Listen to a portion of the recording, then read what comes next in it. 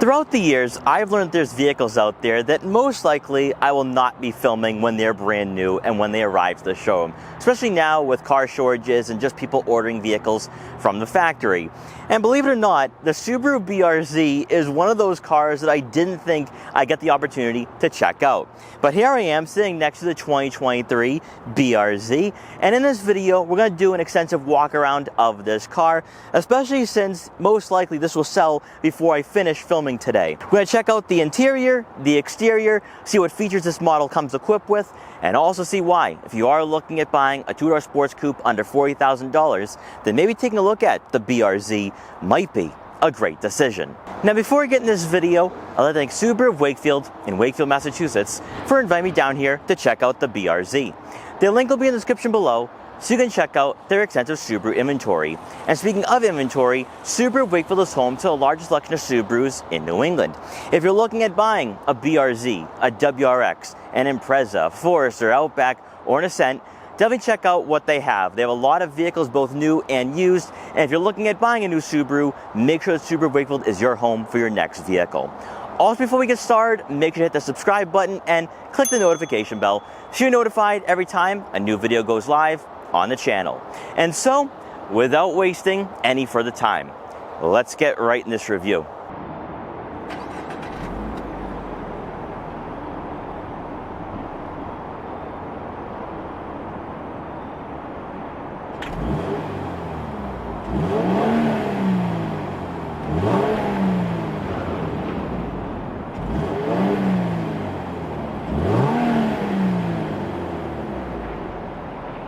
Lightweight and affordable sports cars are rare, but then add a manual transmission into the equation and you're basically describing a unicorn. Subaru today is mostly known as a crossover dominant brand that heavily relies on the CVT. But they're simultaneously one of the last manufacturers to have more than one sports car with a manual transmission available. Thanks to a partnership with Toyota that has lasted 10 plus years, we have the BRZ, the only car wearing the Subaru badge to not have symmetrical all-wheel drive.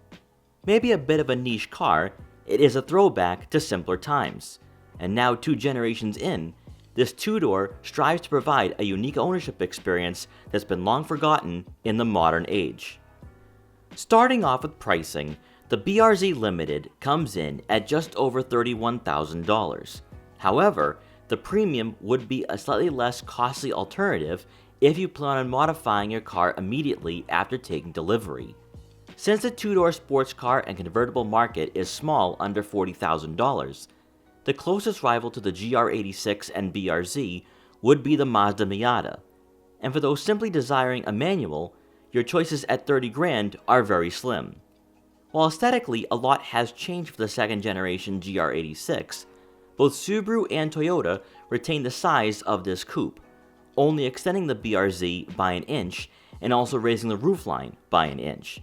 Its smaller footprint, dimensions, and lighter weight quite possibly is the sole reason why this car has built a cult following the past 2 generations, as the customers it attracts are primarily enthusiasts who understand the ethos behind the GR86 and BRZ badge.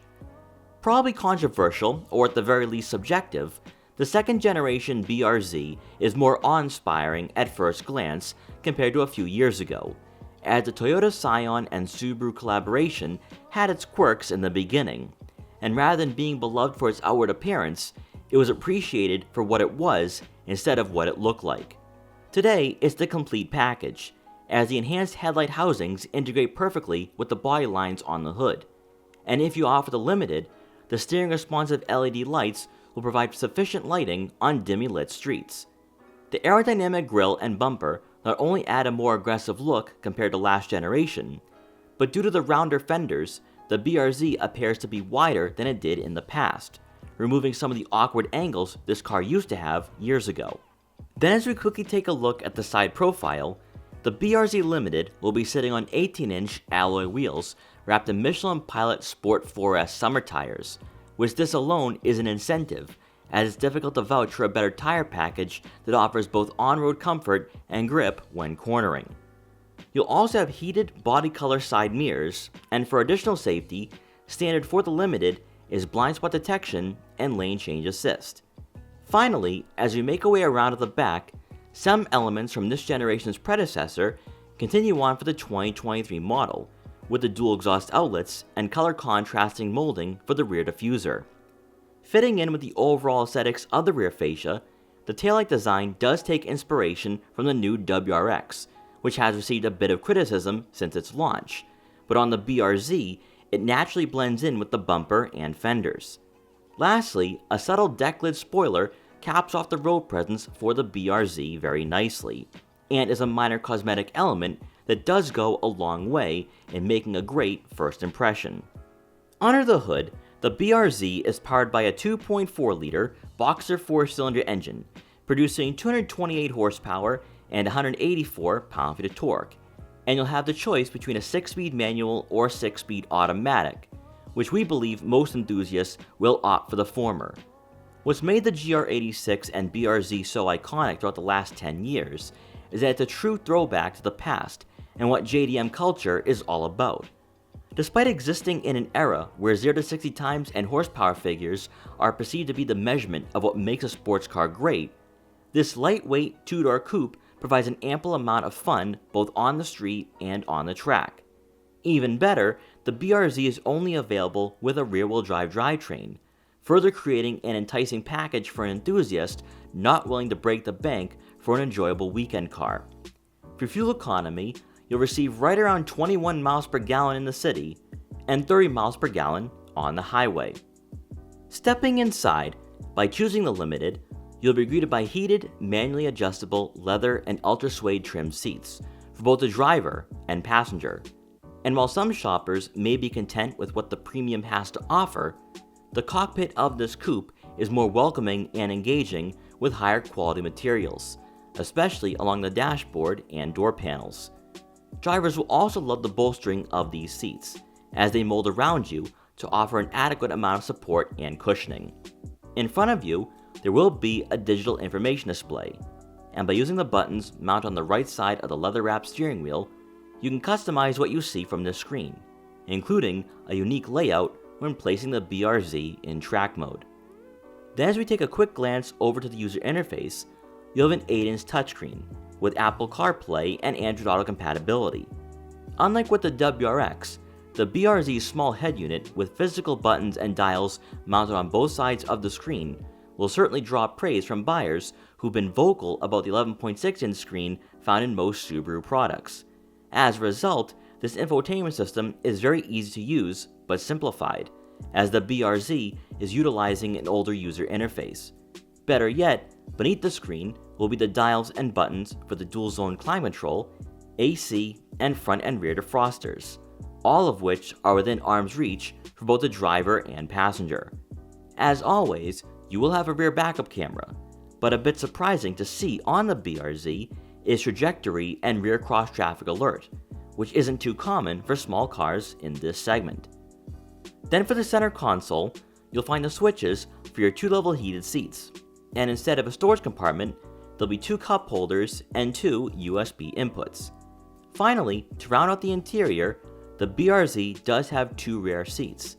However, it's very unlikely you'll have passengers back there, and instead, they'd be more useful for groceries or a couple of book bags.